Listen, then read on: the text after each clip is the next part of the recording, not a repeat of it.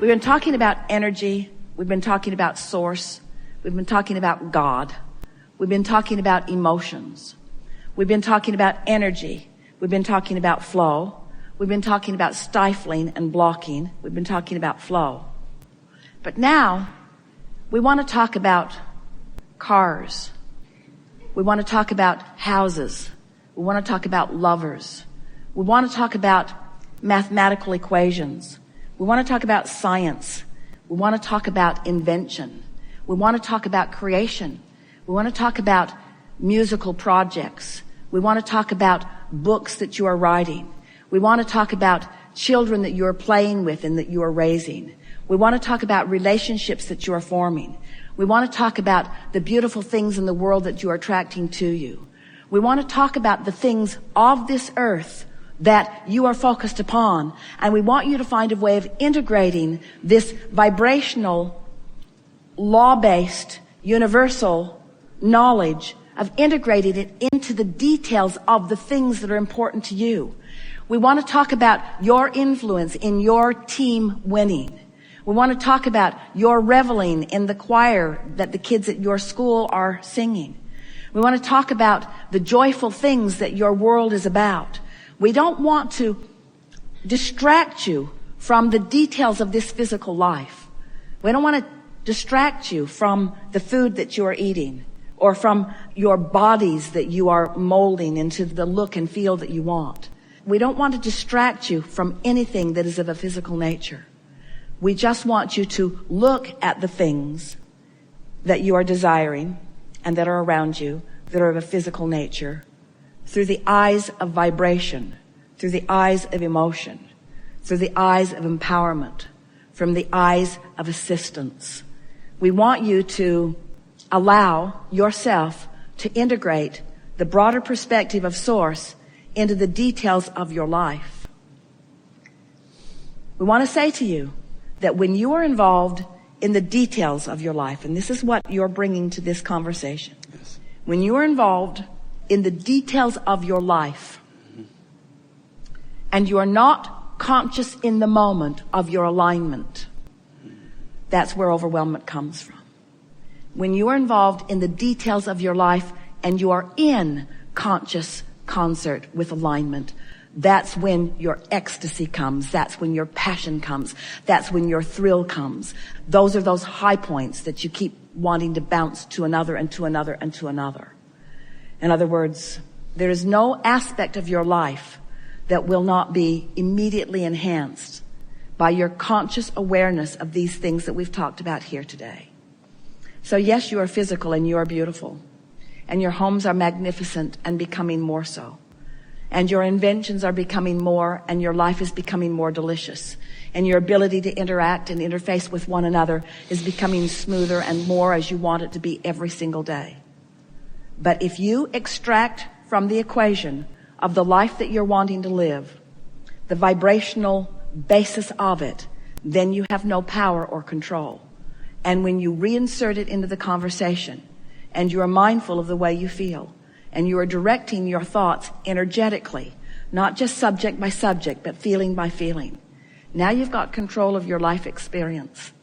And you will shine a light all around you that others will flock to, asking you continually, what is it that you know that I don't know? And your answer will be general. You will say, I've discovered that life is supposed to be fun and that it can be if I will allow it.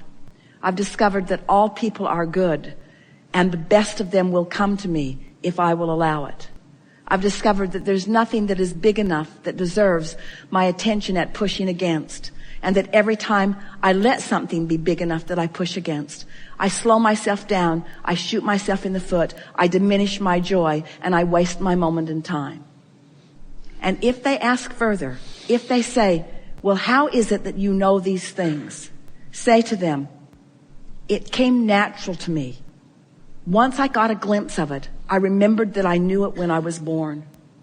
It's a dream that I believe that I knew. I think it is the reason that I came forth. I do not believe that I came forth to struggle or to suffer. I believe that I came forth to revel in the living of life.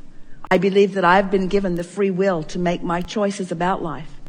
I believe that I'm backed up by a source so powerful and so loving that I cannot even find the words to describe it.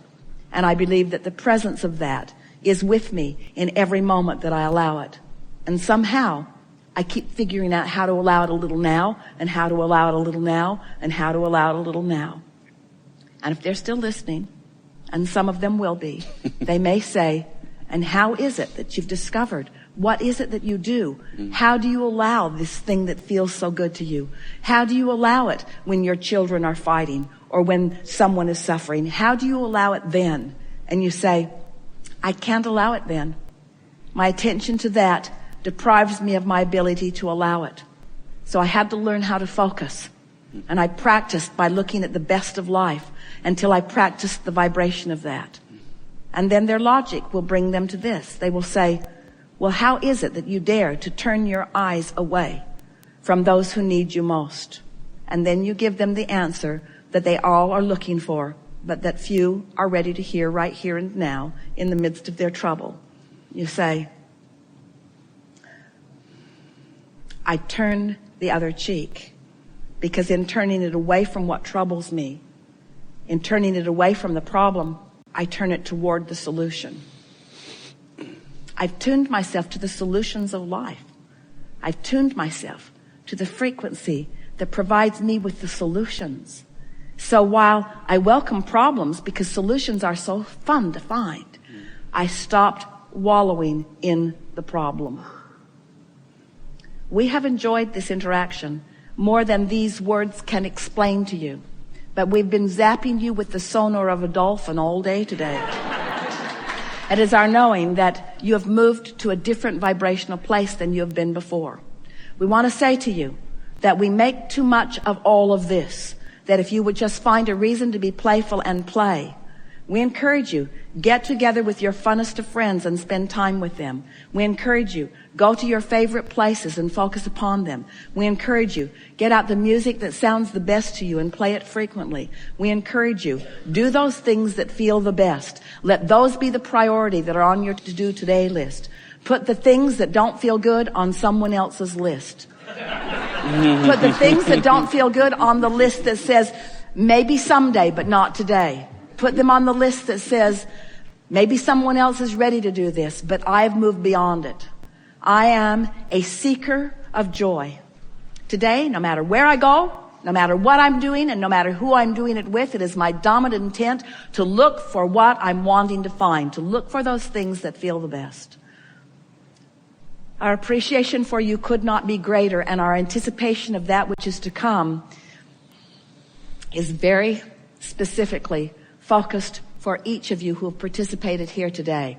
Feel for us, because we're right there reveling in your discovery of the well-being that you are so deserving of and temporarily depriving of.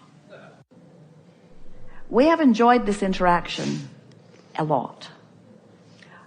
It has been a leading edge conversation where a lot of you have come into a new place of understanding. You feel like you've got something that you can go home with and apply.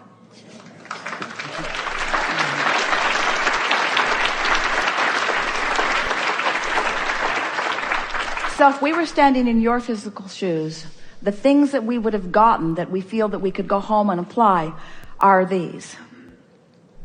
I can control the way I feel regardless of what's going on, and I seek to do that because the way I feel is everything. My emotions let me know my relationship with everything that I want. And when I control my emotion, I control my relationship with everything that I want. There is no other factor that exists anywhere in my time-space reality or elsewhere that affects the way things come to me or don't. I am singularly responsible and singularly in control of everything that happens in my experience. I have the ability to look at what is in a way that doesn't please me, or I have the ability to look at what is in a way that does please me. Whether I'm focused, past, present, or future, I'm doing it all right now. And my relationship with the opinion of my source on those same subjects is active within me right now and giving me feedback. When I feel exhilaration, I am in complete harmony with the opinion of my source. And the opinion of my source is what? What is the opinion of my source? What is it that source is really reaching for with me? What does source most want relative to me? Source wants me to be the recipient of everything that I've been asking for.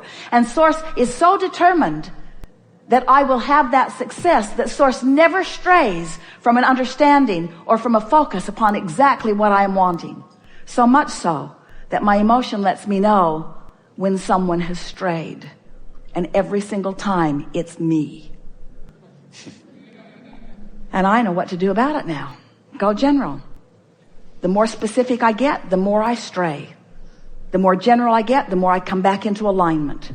So I'm going to come into alignment and then I'll stray a little. And then I'll come into alignment and I'll stray a little until I have tuned my frequency to the frequency of source, to the opinion of source, to the knowing of source, to the expectation of source on everything that is important to me. And when I achieve a chronic, consistent expectation that matches the expectation that source holds for me on the subjects that matter to me, now the grid fills in, the grid fills in, the grid fills in, the grid fills in, and people who are watching me are watching in amazement. Who are you? They say.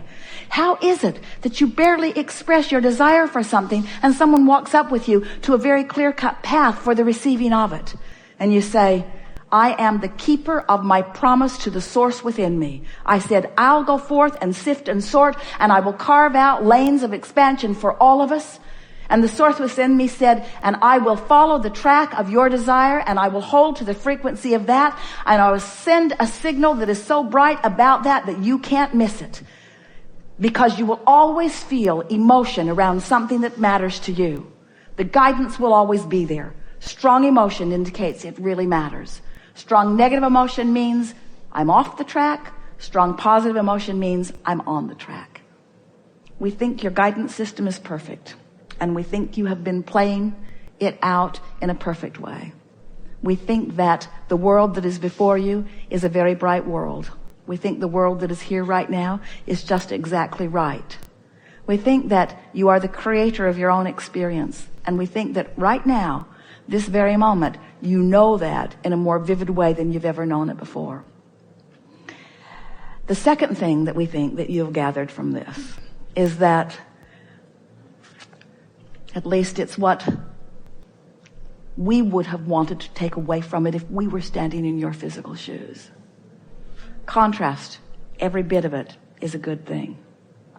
And when I stand in a place that didn't turn out the way I thought it was going to, or even I thought maybe it should have, that rather than beating up on myself about the incompletion of this desire, instead, I'm going to take this contrast as the exact thing that it is, more information for meaningful expansion, because it means there's something in my vortex that this new contrast is going to help me to sort out.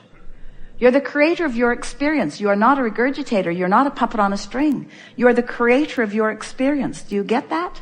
And don't you want the information with which to create?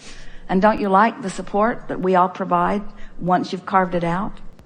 Don't you really like it that there's someone that says, well, you've forgotten, but you really, really want this. And you've forgotten this, but you really, really want this too. And you might have forgotten about that, but in the third grade, you decided that you really, really wanted that. And you really, really want this, and you want this, and you want this, and you want this, and it's all here. And it all is in harmony with itself. In other words, there's nothing that's in your vortex that's out of character or out of vibrational alignment with everything else.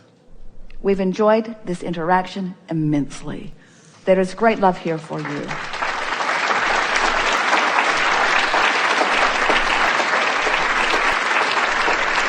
And it is our continuing promise to you that we will stand fully informed and fully aware in your vortex, understanding where you are in direct relationship with every single thing that you want, speaking loudly with everything that we have, but it's a vibrational voice that you have to feel for. And we are confident that you have the tools with which to do that.